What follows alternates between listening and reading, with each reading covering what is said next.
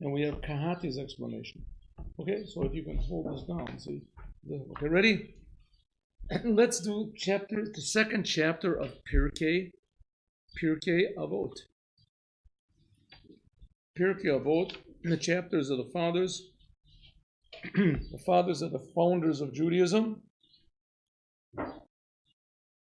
especially the ones who wrote, it's called Torah Shebal Peh, the oral Torah. The oral Torah explains the written Torah. And here it's coming to tell us that the laws of the Torah are very, very important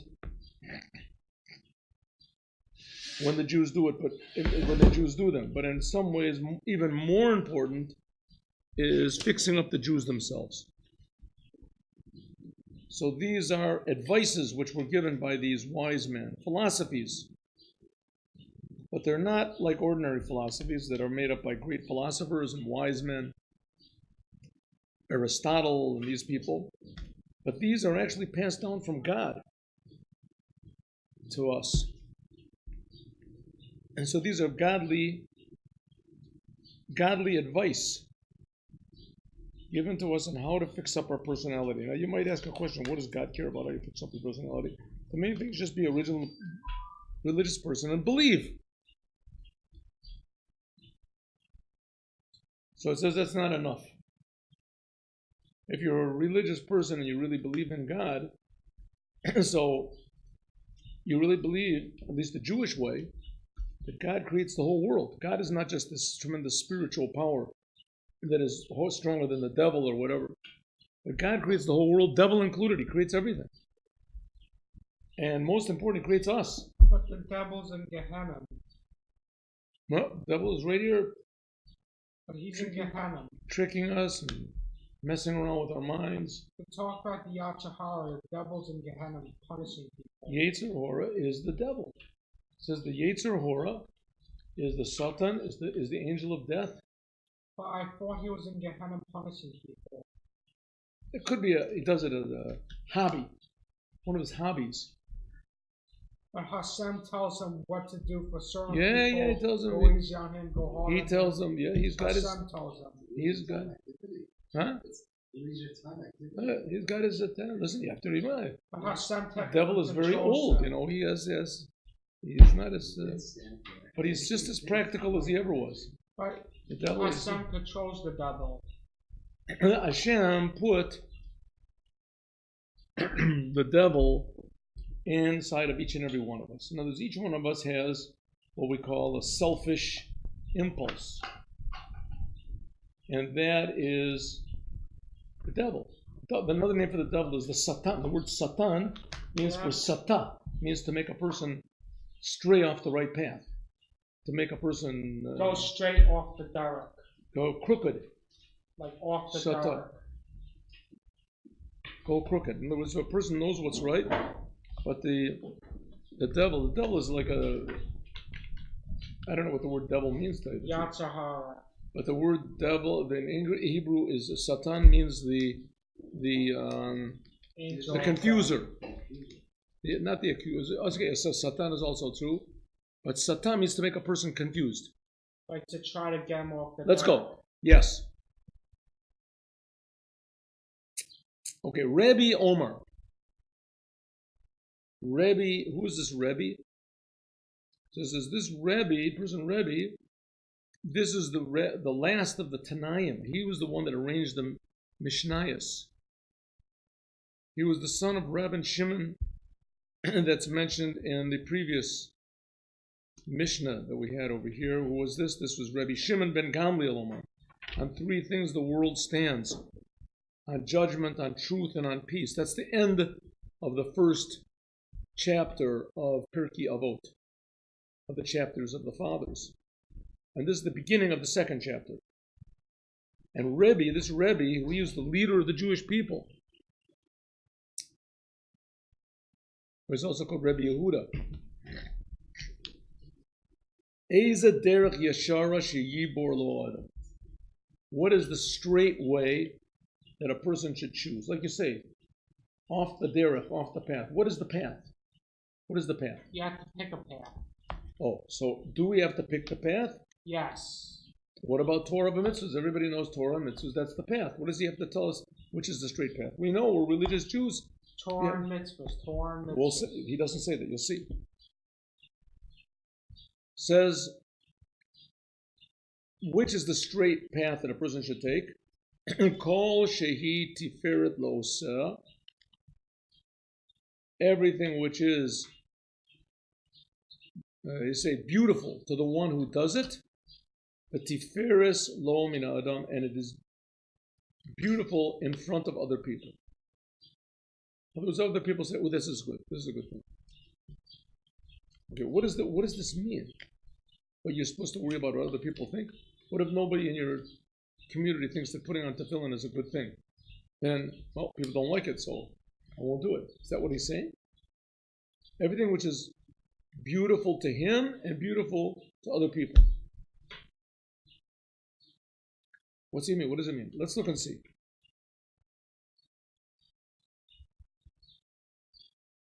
I'm going to do the Kahati verse.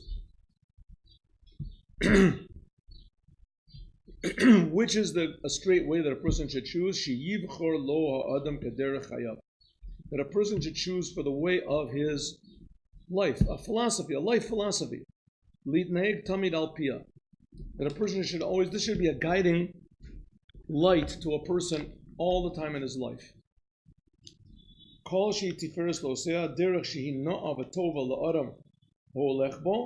It's something which is pleasant and good for the person. And it is pleasant for others.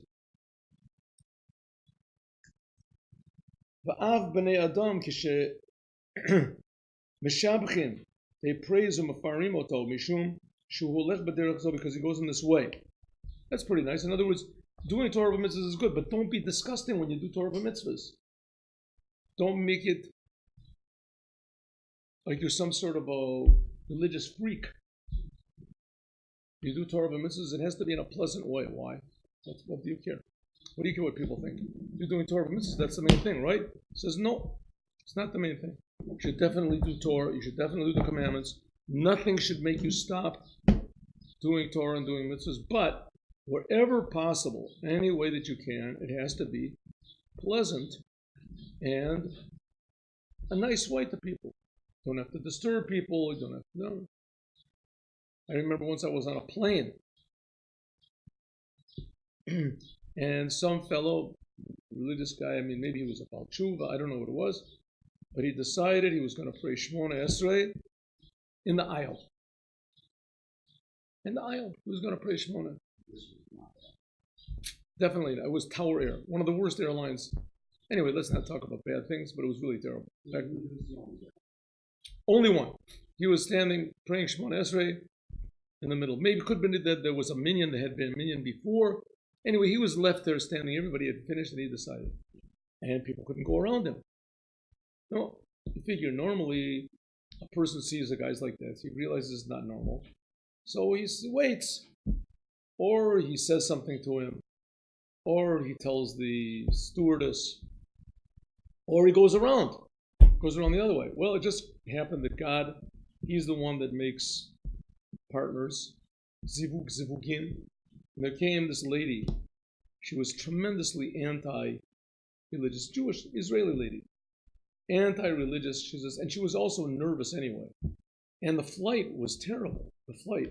This was before they even left. We had already spent like an hour just driving around in the runway because something was wrong.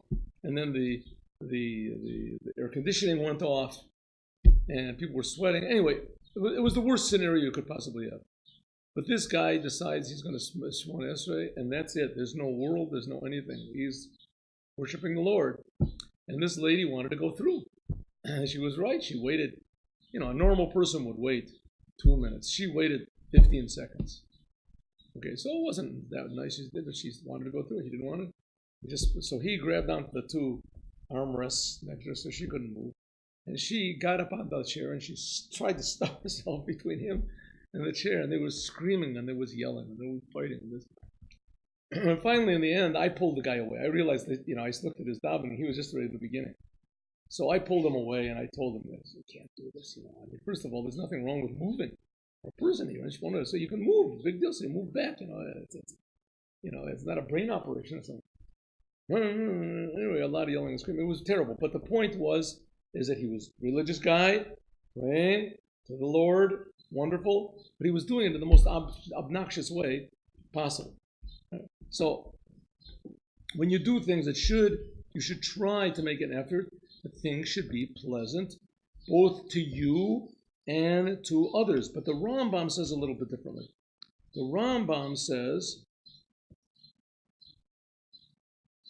Shakavani l'derech ha'emtza'it. The Rambam means that a person should do everything in the middle path, the golden path. Kagon ha-nedivos. For instance, everything you do, for instance, giving charity.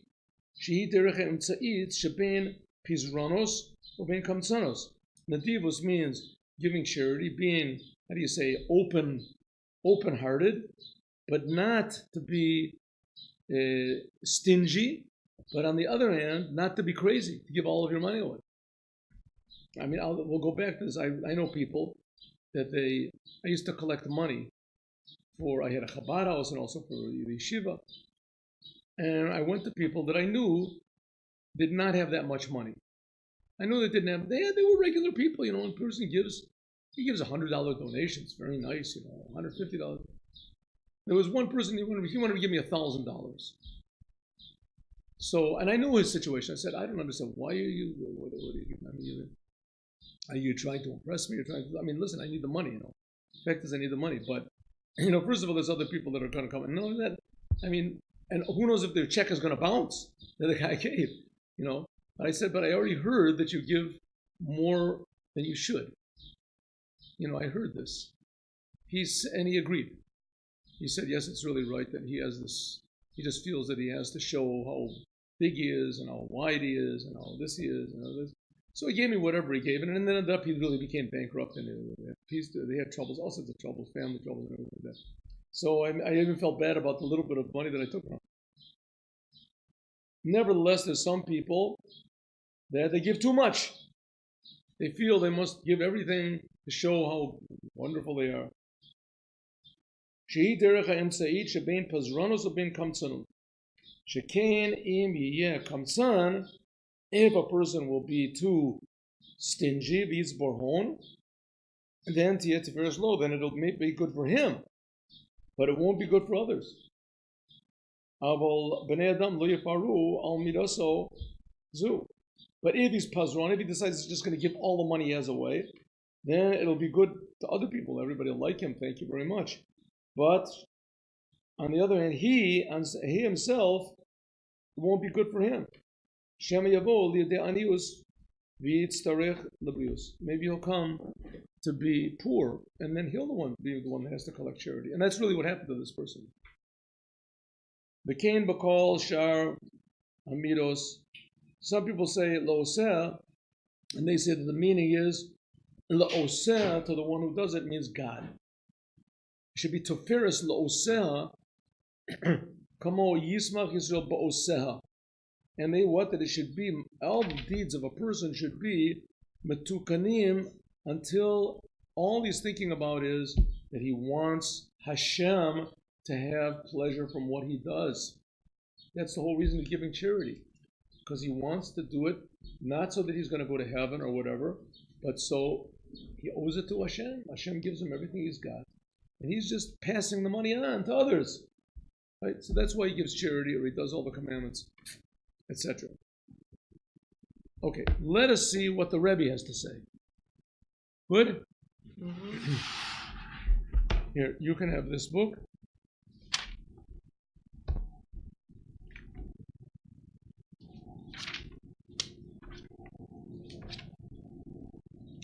Here. We're just commentating on that. Commenting. Says the Rebbe like this. The question is an obvious question. What's the question? What is it saying? Rebbe says, which is the straight way that a person should take? What is this philosophy of a person's life? What should really motivate a person? What's a straight path? Says the Rebbe, what type of a question is, what do you mean it's a straight path? Everybody knows the straight path is Torah and mitzvahs. There's all sorts of pasuk that say, pasukim, sentence, Yesharim Darkei Hashem. The ways of God are straight. What do you mean? Torah and mitzvah, that's the way a person should go. What do you mean? What is the midrash? What's this Mishnah asking a question, huh? What's the problem? So we have to say that it's talking about choosing a straight way in doing Torah and mitzvahs itself. It's obviously you're doing Torah and mitzvahs, but what is the straight way, the correct way to learn the Torah and to do its commandments? To be a religious Jew, in other words.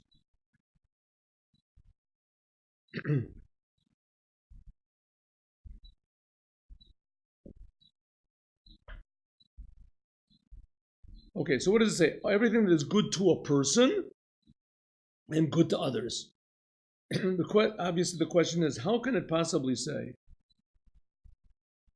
that? What is the judgment used? What are the values, the measuring stick that you use to choose what is a good way of life? Is what people like. At the derech b'chaim sheyafe v'noalo, what he likes. First of all, what he likes and what other people like. How can that be a measuring stick of what is good? What he likes and that's how you pick it to do what the commandments are. But let's say you're in a crowd and these people, they don't like to see someone put on tefillin, or they don't like to see religious Jews. So should you be ashamed? I remember I know a story about a friend of mine. He was sitting next to a religious Jew on a plane, and he got up and he prayed. He put on tefillin and he prayed. It was a flight from Israel to somewhere. And this other fellow, and he told people around him, he said, listen, I'm a religious Jew, and this is a custom of the religious Jews. You can look it up in whatever Wikipedia. This is and he told the stewardess, I'm putting it on. So he put on tefillin and he prayed. Meanwhile, the person sitting next to him, it was a flight that started off in the nighttime, and it was the person sitting next to him. He saw he didn't pray, so he figured, what's going on? So the fellow went to the bathroom. He figured he went to the bathroom to pray for praying, and he just forgot all about it. And afterwards, he himself went up to go to the bathroom.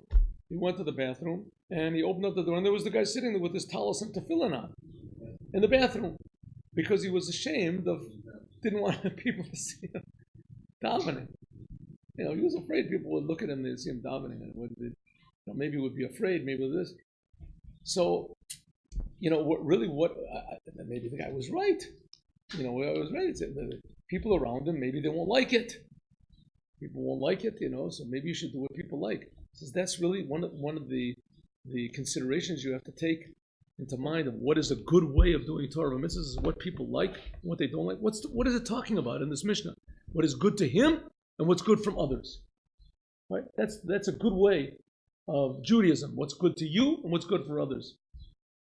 Only what's good for you, you do. As it says in the words of Hillel, don't do unto others as you don't want done to you. Okay, good. But what about putting on tefillin? Putting on tefillin, you put on tefillin. Right? You're doing it only to yourself. You're not doing it to anybody else. And one day you wake up in the morning and say, you know what? I don't want to do this anymore. That's good, according to what he says. Whatever is good to you, what they say in America, whatever you like, whatever you want. Is that what it says? Called Mash. She Tiferes Lo said, a thing which is good for a person and good to those who are around them. That's really right. How do you know? Also, sure. People imagine all sorts of things. Sure. Like take an example. This guy on the plane, right? He was afraid to put on tefillin. Right. Right. Embarrassed. Yeah. And this other guy who put on tefillin in front of everybody, so he didn't know what was going to happen either. Nobody minded.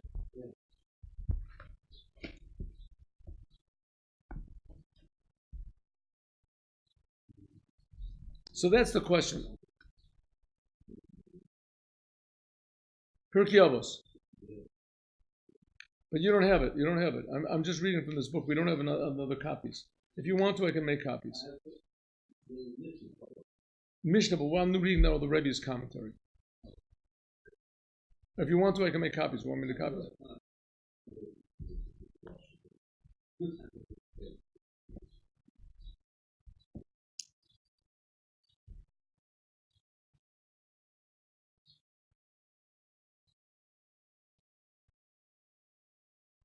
All right.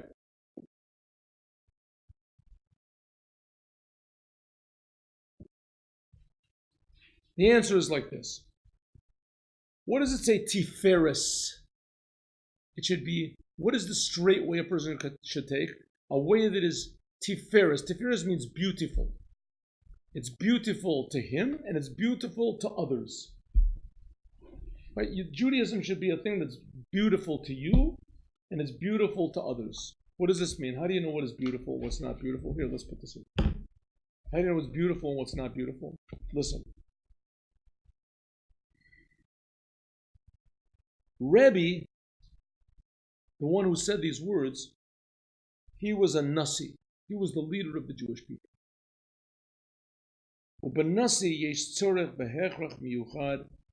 A leader of the Jewish people especially needs b'hiskalustei akavim davka. He has to have two opposites at one time. He has to include everything. Shahari Mani Gador, the one who leads the generation, Chayev Lavater al Tovat Atzmo, he has to, here we'll do like this. He has to forego his own benefit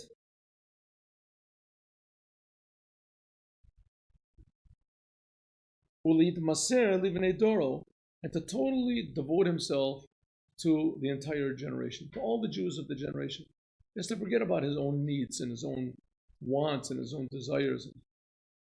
Which is not the case on an own private citizen. He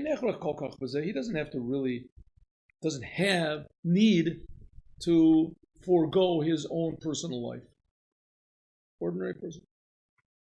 A person can just take one way, either for his own good or what's good for others. But Rebbe, because he was a shepherd of the Jewish people, he had to have both of these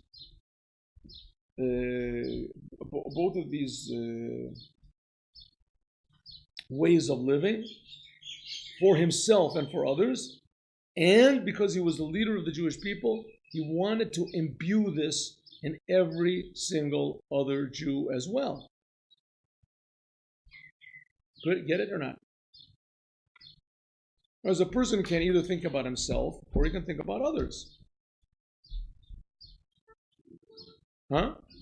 Oh, how do you do both? It's known that Tiferes, the middle pillar, this is the aspect of Yaakov. And we find that there is a special connection between Yaakov, and the Rebbe, and Yaakov. A Nasi is the first letters of Nitzutz Shel Yaakov Avinu. And Rebbe, in addition to the fact that he was a Nasi, he was the leader of the Jewish people, but this term, this title, Nasi, Nitzutz Shel Yaakov Avinu, became a part of his name, Rabbi Yehuda HaNasi. If so, therefore, Rebbe said you have to have this straight way, is Tiferes lo Osev, but Tiferes lo min Adam. Therefore, Rebbe said that because he was a spark of Yaakov Avinu, and Yaakov Avinu was all of the Jewish people, that's why Jewish people are called Yisrael. So therefore, Rebbe wanted to imbue in every single Jew that they should never be satisfied with only one. They have to be both. So therefore, Rebbe put into every single Jew that constantly you have to be, the way that you're serving through in Torah mitzvahs has to be pleasant to you, and there's a thing that elevates you, but at the same time, it elevates others. You can't just think about yourself. And on the other hand, you can't think just about others. So like in Chabad, there's people that they like to do mitzvahim. They want to go out and they want to, wonderful. And they're fantastic at it and they put on tefillin on people, save the world. Then there's other people, no, they like to pray. Davening, they're really good at davening. These people who go out and put tefillin on people, they don't really have any meaning in the prayers. They're not emotional people. These are men of action. Then there's other Jews, people in Chabad, that what their thing is, they're not emotional, not men of action, but they love intellect. They love intellect. They're intellectual people. They're more calm, or they have a higher IQ, and they love to sit and learn. They can learn. Some like to learn Gemara. Some like to learn Halacha. Some like to learn Hasidus. They like to learn whatever they. In other words, everybody has his own nature. The job of Rebbe Yehuda HaNasi, because he was Rebbe Yehuda and he was a Nasi. Nasi is a spark of Yaakov Avinu. He included inside of him every single Jew. So because he himself personally was a Nasi, the leader of all the Jews, he had to embody all of these opposites himself. He had to be the example of going out to others and also learning himself and all aspects of Torah and doing charity and prayer.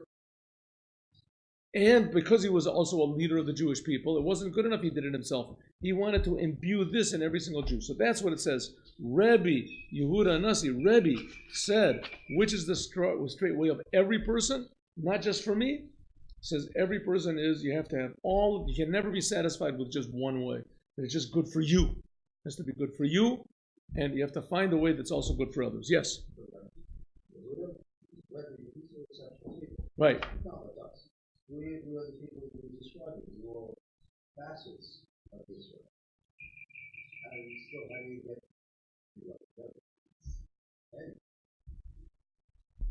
in a way, it's like like a mirror. Rebbe was a great person. He was truly unique. But his job was to imbue this in all of the Jewish people. In other words, make them, right, make himself like them.